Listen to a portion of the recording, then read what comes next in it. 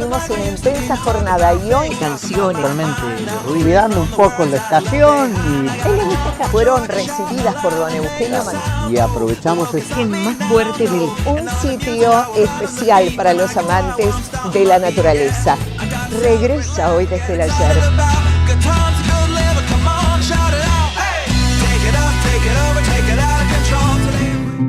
Los trasplantes de órganos crecieron un 158% en 12 años gracias a una política activa en el área, lo que implicó un incremento promedio cercano al 9% cada año respecto al anterior, un ritmo de crecimiento que triplica la media anual del mundo, que se ubica en el 2,7%. El trasplante, yo básicamente voy a hablar de trasplante de riñón, que es mi especialidad, pero el trasplante es reemplazar un órgano que ya no funciona por otro que funcione normalmente. Dependiendo del órgano del que estemos hablando, hay a veces posibilidades de hacer trasplantes con donantes vivos, y en otros casos solamente los donantes pueden ser cadavéricos. Para que haya trasplantes necesariamente tiene que haber donantes. Es la parte más importante, y donde todos los que estamos en esta área de la medicina hacemos hincapié en educar, en contar, en explicar la importancia de tener la conciencia de ser donantes, porque todo el tiempo estamos expuestos, sabiéndolo o no, que podemos tener la necesidad de un trasplante. Entonces es fundamental el conocimiento de la población en general de lo que se trata. Por eso el ente nacional, que es el INCUCAI, que regula todo lo que tiene que ver con el trasplante de órganos, permanentemente y periódicamente va renovando campañas de concientización. Todavía falta mucho, y eso lo escuchamos todo el tiempo, pero se ha logrado mucho también, y estadísticamente y por suerte cada año el número de trasplantes supera el año anterior. Entonces ese es un dato que siempre es muy alentador. Pero da la sensación de que la técnica médica en sí misma va en franco desarrollo, no en la misma sintonía de la cantidad de donantes. Es posible porque algunos temores o algunos prejuicios o algunos inconvenientes por parte de algunas personas siguen existiendo. Igualmente no tenemos que olvidar, yo estoy hablando desde el lado que voy a trasplantar a un paciente. Del otro lado está una familia que está sufriendo la pérdida de un ser querido. Entonces es muy difícil y muy entendible en ese momento tomar la decisión de mi familia, de cuando el médico, el terapista generalmente le explica que su familiar tiene muerte cerebral, y entonces uno como familiar tiene que tomar la decisión de decir y de aceptar que su familiar sea donante. Entonces es una situación dolorosa desde el lado del familiar del donante. Hoy, como sabemos, existe la ley que se llama de consentimiento presunto, o sea, se presume que todos somos donantes, excepto expresemos lo contrario, a diferencia de hace unos años atrás, donde en el documento teníamos que expresar que éramos donantes. Ahora es al revés, todos somos donantes, salvo expresemos que no.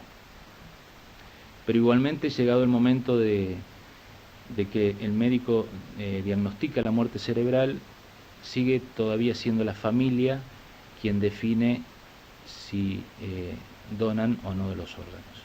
Entonces, por eso, como usted dice, la parte médica a veces da la sensación que va un poco más adelante, pero la parte humana, que es lo que tiene que ver con los sentimientos y con toda la sensación y la situación de pérdida de un familiar, es lo que a veces no logramos tener todos los donantes que uno pretendería tener.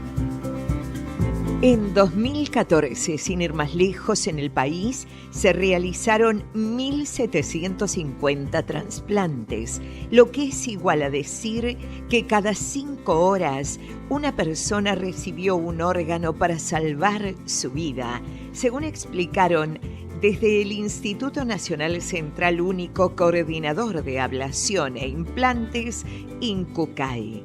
Según la ONT, Organización Nacional de Trasplantes de España, en el 2015 se hicieron 118.117 trasplantes. De esa cifra total, 79.325 fueron de riñón, 25.050 de hígado, 6.270 de corazón, 4.834 de pulmón, 2.474 de páncreas y 174 de intestinos. Doctor, ¿y cómo se organiza un operativo de trasplante? ¿Cómo es el mecanismo de las listas de espera?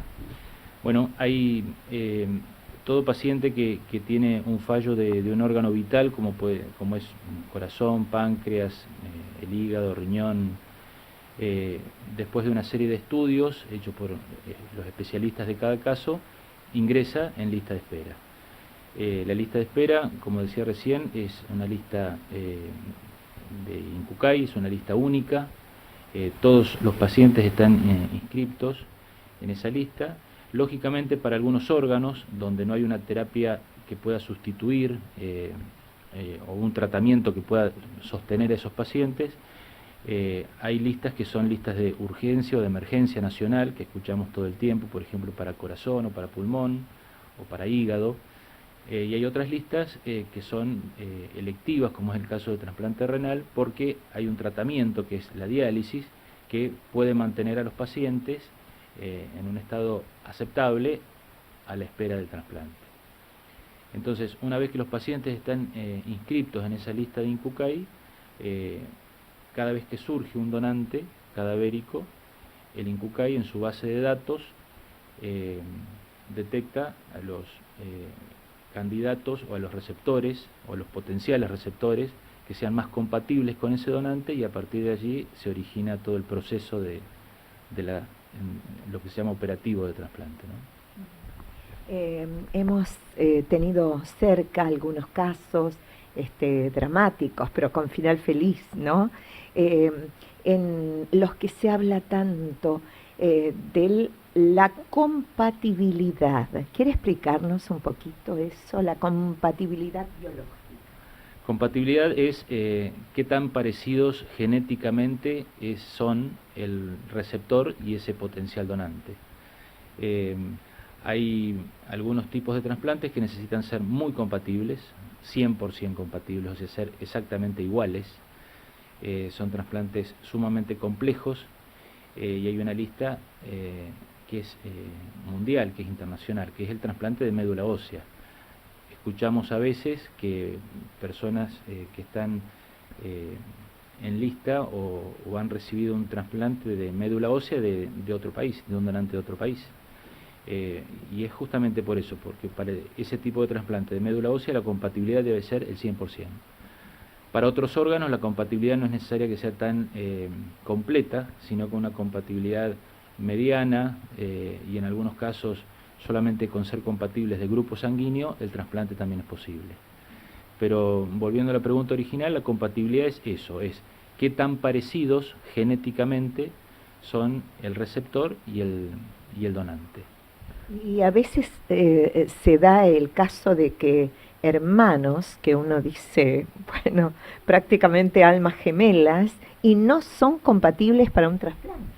Claro, porque los hermanos tenemos, cada uno de nosotros tenemos el 50% de nuestro padre y el 50% de nuestra madre. Entonces tenemos la mitad de las posibilidades de ser compatibles entre hermanos, tenemos una cuarta parte de ser muy compatibles y tenemos una cuarta parte de no ser nada compatibles, dependiendo de cómo haya sido la división celular en el momento de la gestación. Entonces se dan en una cuarta parte de los casos que hermanos no son compatibles genéticamente. Con el avance de la medicina y de la bioquímica o de la farmacología, hoy por hoy cada vez para el trasplante de riñón, por ejemplo, cada vez se necesita menos compatibilidad, o es posible una menor compatibilidad, porque las drogas inmunosupresoras pueden producir lo que los especialistas llamamos tolerancia inmunológica, es como engañar al sistema de defensa del propio organismo para que el organismo tolere ese órgano que es extraño. Ramiro, receptor, y su mamá Silvia Sofía, donante, sienten que un capítulo nuevo se abrió en la historia de la familia. El vínculo madre e hijo es ahora mucho más fuerte. ¿Cómo fue el proceso que llevó a la cirugía? Lo contaron ellos mismos en un luminoso día otoñal en su casa de Huinca Renancó, desde cuyas ventanas podían verse las calles de Barrio Norte. Experiencia dura en principio, ¿no? Porque si bien uno por ahí se conoce su cuerpo y su malestar y sus ganas Yo recuerdo que en el año 2010 para mí fue un año bastante duro por el hecho de que me daba cuenta de que no estaba bien. Y por ahí, por un poco de temor o por cosas así, uno trata de ocultar o de no creer que algo le está pasando, ¿no? Y bueno, un día, por consejo de mis padres, un poco reto también, que también se dieron cuenta de que no estaba bien, de que no andaba bien por mi color y por cuestiones de que no qué sé yo, dormí mucho desgano, que es lo que produce la insuficiencia crónica renal, que bueno, que yo en ese momento no conocía que estaba padeciendo de eso, pero cuando mis padres me aconsejan y me mandan casi de forma obligada al médico a hacerme un control de rutina, bueno, descubrimos que los análisis no eran malos, sino pésimos, por así decirlo, por las palabras de los profesionales, ¿no? Así que bueno, cuando retiramos los análisis del bioquímico, recuerdo ese día que fue ella quien retiró los análisis, y yo la esperaba que saliera y miraba por el espejo retrovisor del auto, porque tenía la sensación de que algo estaba mal. Algo estaba mal y quería verla con la cara que salía del bioquímico. Sinceramente, bueno, cuando vi su cara, ya con la cara de susto, imagínense que la cara de una madre sabiendo que el mensaje del bioquímico no fue muy bueno y que nos hizo ir al médico de manera urgente, no fue la mejor, noté mucha preocupación, ¿sí? Así que bueno, de inmediato acudimos a un profesional. Los análisis fueron aquí en Huinca. Fueron aquí en Huinca, exactamente. Fue un día viernes que me dijeron mañana por sábado vas a tener que ir al médico a hacerte un nuevo análisis, y bueno, el sábado a la mañana fuimos, los retiramos al mediodía y ese mismo día fuimos a un médico, al doctor Sergio Valle. Cuando llegamos a la clínica, que Sergio vio los análisis, también no fue muy linda su cara y nos mandó a que repitiéramos nuevamente los análisis por las dudas de que haya algún error, ¿no? Porque era muy llamativo el estado de mi salud, ¿sí? Bueno, repetimos los análisis, se rectificaron todos los valores y automáticamente Sergio se comunica con Sergio Alemán, de Redicó, y Sergio nos deriva a Córdoba y nos hace el contacto con el Sanatorio Allende, con el equipo de nefrología que está a cargo del doctor Pablo Novoa. Automáticamente nos viajamos a Córdoba, llegamos al centro de salud del Sanatorio Allende. Cuando recibieron nuestro análisis, fueron muy callados en su trabajo, ¿sí? Nos recibieron, vieron los análisis y automáticamente me mandaron dentro del hospital a hacerme una serie de estudios. Y teníamos la consulta a 3:30 de la tarde con el jefe del servicio, que era el doctor Novoa. Bueno, llegaron las 3:30 de la tarde, pasaron las 4, pasaron las 5, pasaron las 6 y yo notaba que nos estaba dejando para el último, porque noto que la noticia no es muy agradable, ¿no? Yo lo presentía en la sala de espera, miraba la lista que tenía la secretaria, me acuerdo, del servicio de nefrología y decía, ¿por qué atiende él primero si estoy yo? Entonces ahí empecé a pensar, nos está dejando para el último. Y sí, así fue, ni bien entramos toda la familia, menos mi papá porque no pudo viajar, pero mis hermanas y mi mamá estuvieron presentes en la consulta con el doctor y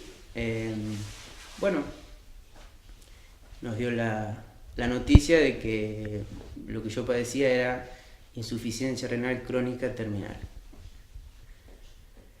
Primero nos detalló toda la parte fea, como la que uno no quiere escuchar, y después nos relató cronológicamente cómo íbamos a llevar adelante este problema, ¿sí? Tal cual. Así que me dio mucha fe, me dio mucha esperanza, fue muy claro en su discurso, lo noté con mucha tranquilidad. ¿Viste cuando alguien te lo dice que la solución existe de forma tan confiada? Y él nos dijo, nosotros tratamos de estos casos muchísimos, pacientes en la misma situación tuya y hoy están todos con su vida normal, así que... ¿Te dio confianza eso? Muchísima confianza, muchísima confianza. Pero a su vez, primero comunicó todo lo feo, decías. Todo lo feo. Porque no había otra alternativa, era el trasplante. Él fue muy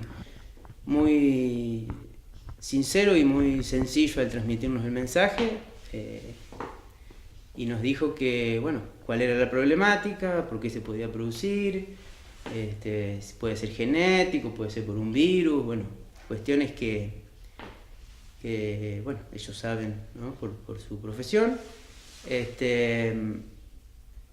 Y después nos explicó paso a paso, de forma cronológica, la solución a este problema, cómo iba a continuar todo el día posterior, porque eso fue un lunes que nosotros llegamos al sanatorio, que me hicieron todos los estudios, que me dieron el diagnóstico, todo, y me dijo, anda a tu casa, si te gusta comer con sal, comes con sal, come lo que vos quieras comer, si fumás, fumate todos los puchos que te quieras fumar, y mañana a las 8 de la mañana te espero, así ya comenzamos con el tratamiento, ¿no? En el momento fue un golpe, que si bien, tuve el apoyo de mi familia, que eso también es indispensable, es una pata indispensable para poder seguir.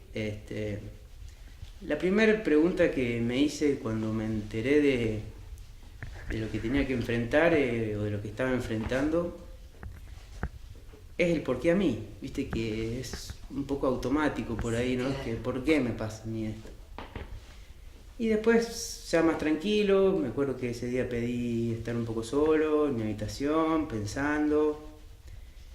Y después la pregunta que te haces es ¿por qué no a mí? ¿No? ¿Por qué no a mí? Y siempre dije que si me tocó a mí es porque tenía la capacidad para poder superarlo. Digamos, era... ¿Cómo te puedo decir? Mi capacidad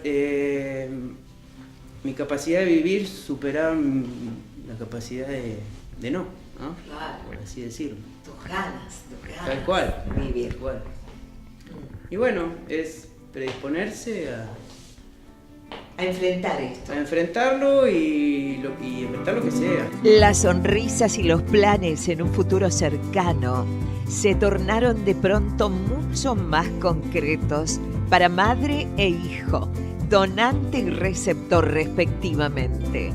Continuamos con esta y otras historias de vida en los próximos minutos de Hoy desde el Ayer. Acompañan hoy desde el ayer legislador provincial Víctor Abel Lino por el avance del Departamento General Roca, comuna de Nicolás Brusone, gestión Carlos Irusta y su primera fiesta regional del chacinado artesanal, Municipalidad de Huincarnancó, gestión Oscar Saliva, trabajando en el presente, pensando en el futuro, Municipalidad de Villa Huidobro, gestión Silvio Quiroga, con todos, para todos. Municipalidad de Italó, construyendo tu futuro, gestión Dr. Luis Valverdi. Municipalidad de Mataldi, gobierno, contador Darío Renaudo, trabajando por una localidad mejor. Municipalidad de Buchardo, una gestión comprometida con el crecimiento. Gobierno, ingeniero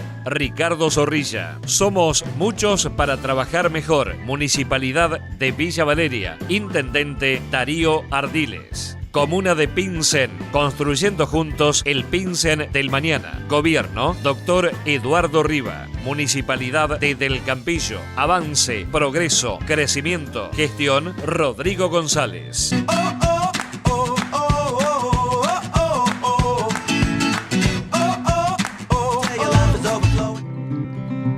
Del 2003 a la fecha, más de 18.000 personas accedieron a un trasplante de órganos. Gracias a la aplicación de políticas concretas y sostenidas en el desarrollo del sistema sanitario en todo el país y a la voluntad de quienes dieron su consentimiento para la donación, indicaron desde el INCUCAI. Entre 2003 y 2015 se septuplicó el número de trasplantes de médula ósea con donante no emparentado, pasando de 15 a 110 trasplantes de médula realizados el año pasado. Bueno, la donación de médula en sí, lo que hacemos primero y les explicamos generalmente a la gente que solicita acceder al registro de donantes de médulas es que debe pasar una entrevista primero, una entrevista médica para ver que esté en buen estado de salud para ser donante. Debe donar sangre. ¿Cuáles son los requisitos para ser donante de médula? Casi similares a los de sangre. Deben tener entre 18 y 55 años de edad, estar en buen estado de salud, haber desayunado, eso es muy importante. La gente, generalmente el donante viene con ayunos extremos, que es lo que explicaba hace un ratito. No cenan, no desayunan, eso es malo, no es bueno.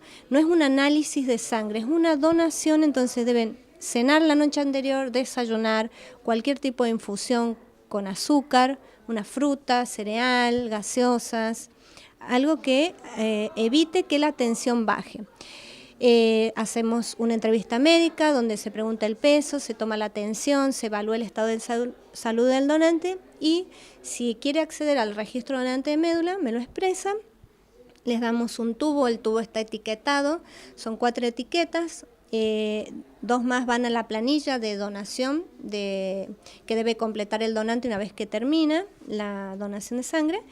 Completa unos datos, ahí se le solicita datos de él, DNI, nombre, se le solicitan 2 datos de contacto porque si el INCUCAI no los ubica en su teléfono puede tener contacto mediante los datos de contacto que deja. El estado de salud de la persona y el grupo étnico del cual descienden. En la donación donan sangre y se toma una muestra en un tubo para estudiar el código genético de la persona. Eso se envía al INCUCAI y el procedimiento es lo mismo. Bueno, el procedimiento generalmente si encuentran a alguien compatible en algún lugar del mundo, el INCUCAI vuelve a ratificar el deseo de donar, llama al donante, le verifican el estado de salud del donante, le toman una segunda muestra, hacen estudios más específicos de histocompatibilidad con este donante. Si está en buen estado de salud, le colocan 5 vacunas que estimulan la formación de células progenitoras, que es lo que donan. Muchas veces la palabra donación de médula asusta. ¿Qué es lo que piensa el donante? Yo lo voy a decir muy en criollo, que abrimos la columna, agarramos médula espinal. No tiene nada que ver con eso. Son dos cosas diferentes. Lo que se dona son células progenitoras. Y el día de la donación, el donante puede elegir la posibilidad de cómo quiere hacer esa donación. Puede ser a través de la punción de huesos, de la cadera. Se punza el hueso, se toman las células y listo. Esto es bajo anestesia en un quirófano. No deja secuelas para quien lo dona, no le produce ninguna alteración en su salud.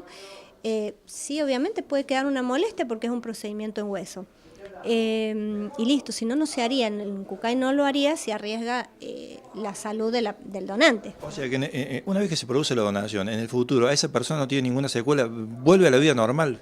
Vuelve a su vida normal y en 48 horas puede recuperar esta célula porque su fábrica de células está sana. O sea, una persona sana, entonces en 48 horas va a comenzar a recuperarse normalmente. La otra forma de donar las células progenitoras es como una donación de sangre, de la misma manera. Hay una máquina, por una vía sale la sangre, la máquina recepta las células progenitoras, las capta y la sangre vuelve al organismo. Eso va haciendo un circuito de 2 horas y media, 3 horas aproximadamente.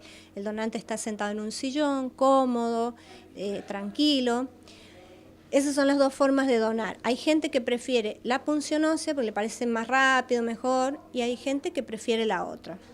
De las dos formas se dona, no deja secuelas para el donante y al estar sano, como les dije recién, vuelve a recuperar estas células. ¿Esta persona va a conocer el donante dónde está o no? Eso es muy difícil. Es difícil porque imagínense, si hay alguien, muchas veces nos preguntan, bueno, ¿y si tengo un receptor en Alemania? ¿Esta sangre llega a Alemania? Claro, lo que se envía es esa muestra, esa donación es lo que viaja.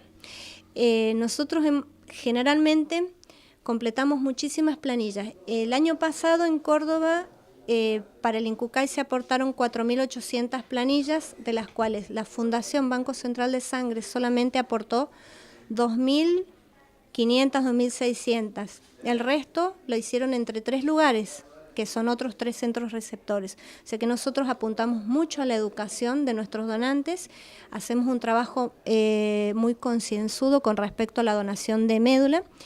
Y estos 2 últimos años hemos incorporado incluso las visitas de los colegios secundarios al banco de sangre.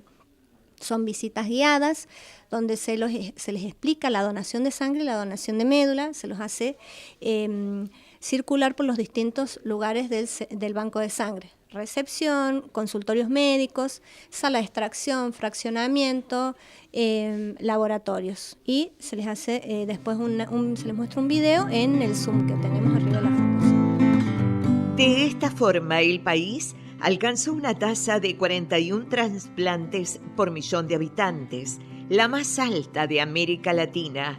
También lideró los índices de trasplantes cardíacos, pancreáticos e intestinales y se registró la máxima cifra histórica de los pulmonares. Las cifras en 2016 son también alentadoras. Córdoba tiene buenas razones para sentirse orgullosa. Nuestra provincia se encuentra segunda en la lista de jurisdicciones con más trasplantes renales con donantes vivos. Por año, en nuestra provincia, se realizan cerca de 40 de estos procedimientos y la cifra se viene manteniendo con el tiempo.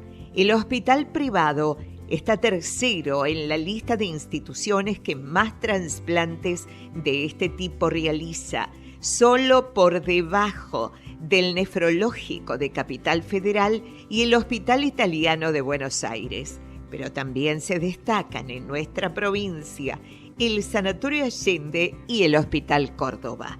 Horacio Bazán, del Ente Coordinador de Ablación e Implante Córdoba, puntualizó: del total de trasplantes renales, que son mayoría, un amplio porcentaje se realiza con donantes fallecidos. Vamos a conocer seguidamente el testimonio de los padres de Javier, quien luego de ser intervenido lleva una vida normal en un lugar precioso de las serranías cordobesas.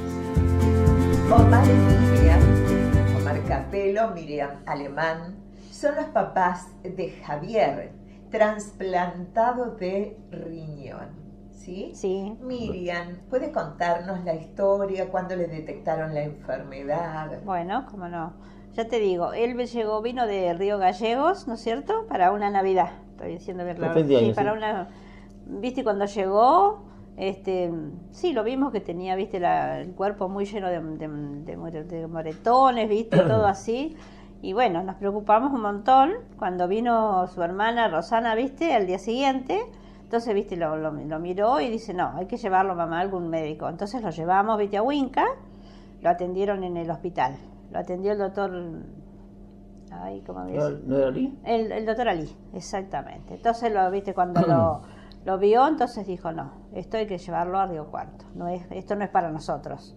Bueno, viste, así que el día de Navidad nos fuimos a Río Cuarto y fui derecho al hospital, ¿no es cierto? Ahí, bueno, estuvo internado una semana. Y como a los 4 o 5 días le sacaron, viste, una radiografía, que el médico, yo justamente estaba ahí mirando, ¿no es cierto? Y el médico me dijo, mira, acá está el problema de Javier. Un riñón no le funciona y el otro es muy pequeño. Entonces, viste, directamente, lamentablemente no hay otra solución más que una diálisis. Y bueno, viste, no sé, ahí me le querían hacer en Río Cuarto, pero no, viste. Entonces llamó mi sobrino, el médico, el doctor Alemán, lo llamó a Omar, ¿no es cierto? Sí. Y te explicó. Exacto. Contá lo que te dijo Sergio. Que era un problema que lo podía solucionar acá en Renecó. En ese entonces hacía poquito que se había iniciado ¿cómo se llama? La diálisis, que viste, era todo un acontecimiento. Claro. Así que bueno, empezó el primero, con diálisis. En Santa sí, Teresita, sí. Todavía sigue con diálisis sí. eso. Y el primero de año empezó, pobre, ¿viste? Así que el primero de año comenzó y bueno, ¿viste? Costó muchísimo para que, ¿viste? Te digo, hay días que no quería venir, que se enojaba, no quería venir porque, ¿viste? Claro, son cosas, es muy feo, son 4 horas que tenés que estar prendido a una máquina. Seguro. ¿Viste? 4 horas y media. Sí. Y el doctor Alemán, que ha atendido a casi todos los trasplantados de Huinca y de una gran región, ¿les dijo desde un primer momento que la salida era el trasplante? Sí, exactamente. Sí, no había otra claro, incluso empezó a averiguar si en la familia había alguno que era compatible, pero el único compatible que era yo. Con el 99, porque fuimos a Buenos Aires a hacer la compatibilidad, y con el 99,9 tenía de compatible, pero hipertenso. Lamentablemente sí, hipertenso. Después se hizo análisis, viste, 2, 3. Me dijeron, si en vez de uno, va a ser 2 después a diálisis. Sí, eso me lo dijo el médico, me dijo, en lugar de... Porque después de ahí nos mandaron a Córdoba, viste, para que en Córdoba le hicieron el estudio de vuelta, a ver cómo... Y ahí fue cuando el médico me dijo, en lugar de uno, va a tener los 2 en diálisis, que es... Claro, porque hay mucho riesgo para el donante. Claro, para el donante, sí. En este caso era usted que había manifestado su voluntad. Y bueno, y después Javier siguió en diálisis casi 3 años, estuvo en diálisis. Claro, lo peor de todo es que empezó a ver que se fueron quedando en el camino. ¿Viste? Cuando ves que se queda en el camino, seré yo el próximo, porque viste, porque después empieza, si queda mucho tiempo, empieza la diabetes, ¿viste? un montón de cosas. Un montón de problemas trae todo eso. Iba con un chico, iba con un chico como es de Huinca, que también tenía diabetes, era medio, se había quedado medio sin visual. Ese chico falleció. Y falleció, entonces vas viendo eso y... Claro, y ahí se le va a él, y a él le preocupaba un montón todo eso, ¿viste? Claro. Así que, pero bueno, estuvo casi 3 años. Ya te digo, un día estábamos, una fiesta en la escuela del trabajo era. Yo digo la escuela del trabajo como, viste, como todos la conocemos, ¿no es cierto? Un 8 de noviembre, perdón. Y estábamos ahí, viste, en una fiesta y llamó por teléfono el médico, viste, y dijo, bueno, que la ambulancia estaba lista, que estuvieran listos, que como es que tenía que ir a Córdoba. Pero dijo, viste, no se hagan ilusiones porque hay 5 adelante, pero no obstante pueden viajar, dice, entonces, viste. Claro. Y bueno, ya te digo, la ambulancia es la cooperativa. Yo te digo, yo a la cooperativa eléctrica de Huíncar le tengo que agradecer, pero muchísimo. Sí. Muchísimo. Las manos que nos ha dado nosotros, sí. mira, Cuando estaba el otro, como el otro gerente, ¿cómo se llamaba? Armando Sanz. Yo a Armando le debo, pero muchísimo. Viste, nosotros tuvimos que viajar a Buenos Aires, viajamos a Córdoba. A Villa María. La ambulancia siempre estuvo a disposición nuestra, viste, siempre. Y así que esa noche nos llevó el Marotín le decimos, viste, cariñosamente a Mario. Y nos llevó, sí, pasamos por el hospital, ahí a la entrada, que no me acuerdo del hospital. El hospital privado. El hospital privado. Ahí le estuvieron haciendo unos estudios, viste. Porque ahí estaba el riñón. Sí, y de ahí entonces nos mandaron al hospital Córdoba. Llegamos, serían las 6 de la mañana, porque salimos de Huíncar como a las 12, ¿no es cierto? Por ahí. A las 12. Sí, y bueno, llegamos ahí, ¿viste? Y ahí ya lo llevaron a hacer los estudios, ¿viste? Hicieron todos los estudios, como a la hora y media, 2 horas, vino y me dijo, vieja, llegó la hora.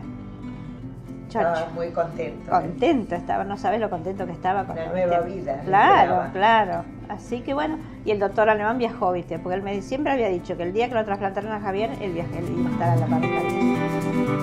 En el país se celebran con frecuencia los llamados Ateneos, donde se homenajea a los donantes, se dan a conocer los resultados de los implantes de órganos y tejidos y se exalta la labor de la comunidad científica y hospitalaria. En Argentina, cada 30 de mayo se conmemora el Día Nacional de la Donación de Órganos y Tejidos por la fecha en que nació el hijo de la primera paciente que dio a luz después de haber recibido un trasplante hepático en un hospital público. Nos encontramos enseguida tras la pausa.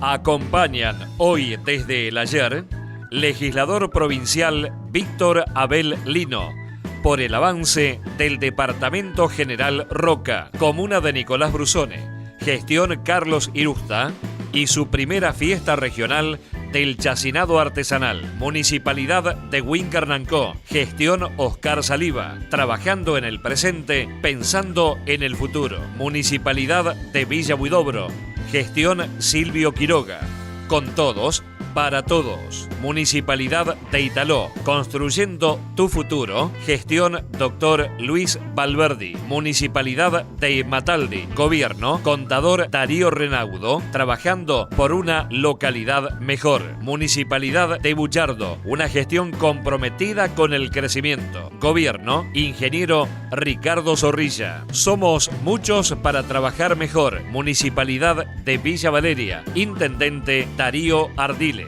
Comuna de Pincén, construyendo juntos el Pincén del mañana. Gobierno, Dr. Eduardo Riva. Municipalidad de Del Campillo. Avance, progreso, crecimiento. Gestión, Rodrigo González.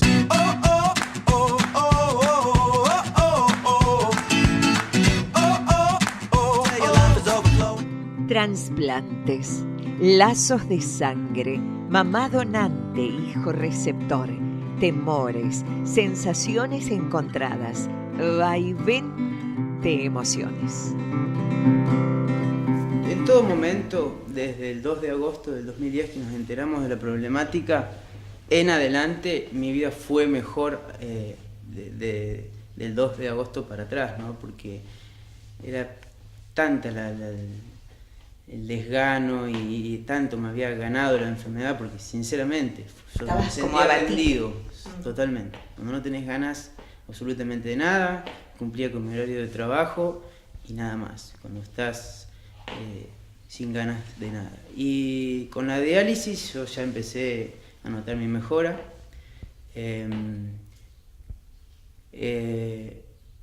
Bueno, empecé a notar mi mejora hasta que tuve una recaída. Me acuerdo que, como dijo mamá recién, el 2 de septiembre nos iban a hacer el trasplante. La primera fecha programada fue el 2 de septiembre. Como a mí me hacían hemodiálisis a través de un catéter, ese catéter se contagió de una bacteria, Staphylococcus aureus, que sinceramente ahí sí me sentí mal y me asusté porque pensé que no salía, fue feo, me agarró muy fuerte la bacteria, encima que yo no estaba anémico, no tenía fuerza, no tenía ganas, tuve una semana con 40 grados de fiebre que no me la podían bajar. Bueno, eso fue lo que, digamos, en sentirme mal fue lo que recuerdo de haberme sentido mal, de haberla pasado mal, de haberlo sufrido. Pero dejando de lado esos 7 o 9 días que fueron que tuve esa bacteria, para mí fue increíble, me siento muy bien, me cambió la vida. Como dicen, donar órganos es dar vida, y tal cual, no me cabe ninguna duda. Qué buen mensaje, ¿no? Para el final. Y además decís un trance duro, pero después te cambió la vida y Dios te dio muchas compensaciones, ¿no? Sin duda. De eso muy, muy agradecido, y muy agradecido a mi familia. Bueno, ni hablar de mi mamá, es como, no hay, como yo le dije un día, no hay regalo que pueda compensar, ¿no?, lo que ella hizo con... Lo recuerdo en una nota que nos hicieron en La Voz del Interior, que la periodista me dijo: qué buen regalo le vas a tener que hacer a tu mamá. Y yo le dije: más regalo que le haga no creo que ni con una vida poder devolverle lo que ella hizo, ¿no? Las 2 vidas que ella te dio. Las 2 vidas que ella me dio, exactamente. Así que bueno, ahí es medio simbiótico también, ¿viste? Vos dijiste, se miran y sí, hay una especie de simbiosis, y uno está permanentemente por ahí, lo molesto porque le digo: Ramiro, tu medicación, esto y lo otro. Entonces claro, por ahí se molesta. Tuve que aprender también, ¿no? Tuve que hacer terapia y aprender a cómo no tener temores por él, no por mí. Pero sí. Tal cual. Yo entiendo que uno tiene que acostumbrarse a convivir con lo que le toca. Pero no comparto que es todo el tiempo. No, porque es como que no estás tranquilo. Yo creo que hay que olvidarse.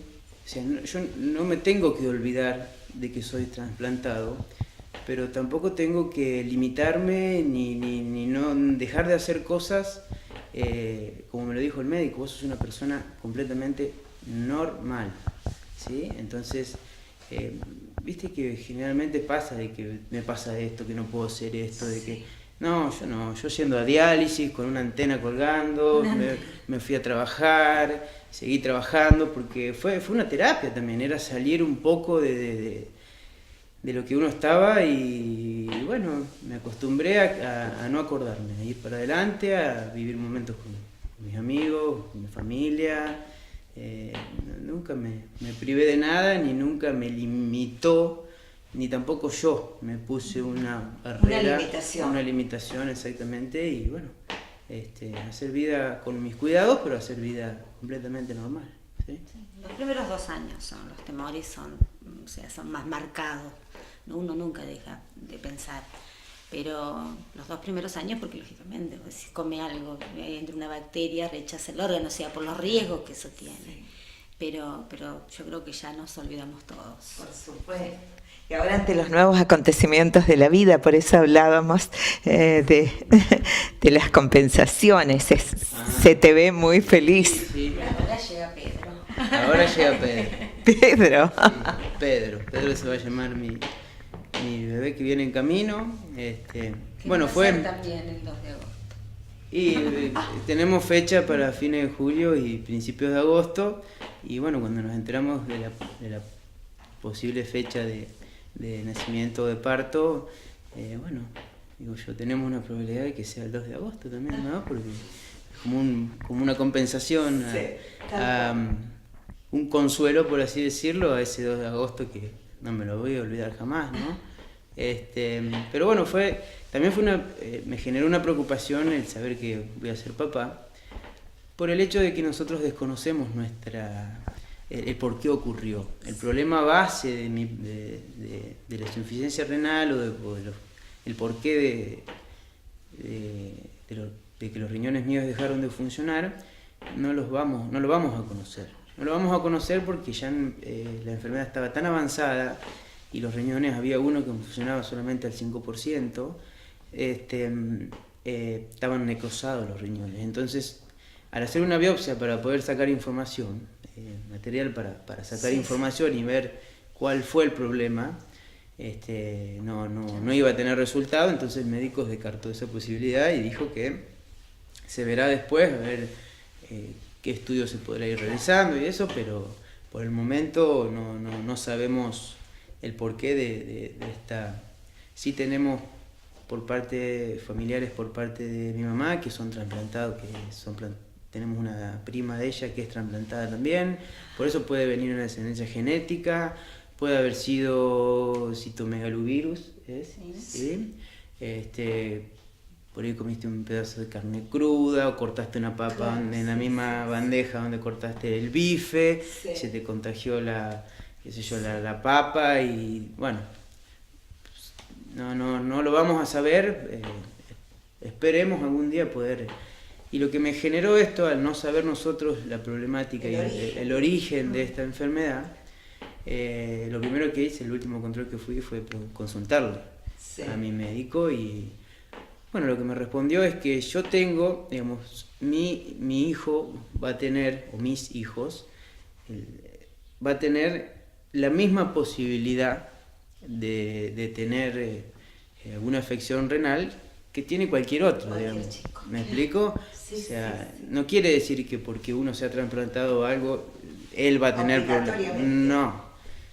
Son las mismas posibilidades que tiene cualquier otra persona. Entonces, bueno, por otro lado, mucho más tranquilo a disfrutar, de esta espera de Pedro. Silvia, muchas gracias. No sé si queda o querés formular un mensaje para los donantes. En realidad, por ahí uno porque fue un donante vivo, ¿no? Y esta existe una cuestión parental, pero cuando uno tiene una pérdida, ¿no? Gente joven y demás, no dudar en estas cuestiones, porque la pérdida de llámese un hijo o un hijo joven, salva un montón de vidas. Entonces, uno prolonga vida. En este caso se dio que nosotros, en realidad era la única forma, donante vivo, porque la ley argentina lo dice así, a no ser algunas otras salvedades, pero en cuanto a la pérdida de un hijo, el dolor de un padre es salvarle la vida a un montón de otras personas. O sea, no hay que dudarlo. Por ahí estamos un poco lejos de la información. Yo siempre dije que mi función era educar en esta cuestión, ¿no? Por ahí he charlado con gente de acá que también son trasplantados y antes del trasplante, como para dar uno lo que le pasó y cómo se sintió, es decir, nada más que eso y lo bien que, claro, lo bien que, pero bueno, donar es dar un montón de vidas a un montón de otras personas. Javier tuvo un largo tratamiento de diálisis con todo lo que ello implica, desde lo psíquico hasta lo orgánico físico. Era su temor y el de sus padres, Miriam y Omar. Y sí, estuvo, ya te digo, como 4 o 5 horas estuvo tranquilamente. La intervención. Sí, fue bastante espera. ¿Cómo fue el después? Y después, viste, estuvo... Un mes estuvimos en Córdoba, ¿no es cierto? Estuvo un mes. Un mes. Sí, estuve internada en terapia, más o menos habrá estado 15 días. Después ya, viste, y nosotros habíamos alquilado un hotel al frente, un hotel bien al frente, viste, de cómo es del hospital. Claro, viste, porque no te podías mover. Y en el día estaba todo el día sentadita ahí, esperaba, viste, que después me dejaron entrar, me empezaron a dejar entrar, viste, que iba a entrar a verlo. No, pero siempre estuvo bien, gracias a Dios, siempre estuvo bien. Del primer momento estuvo...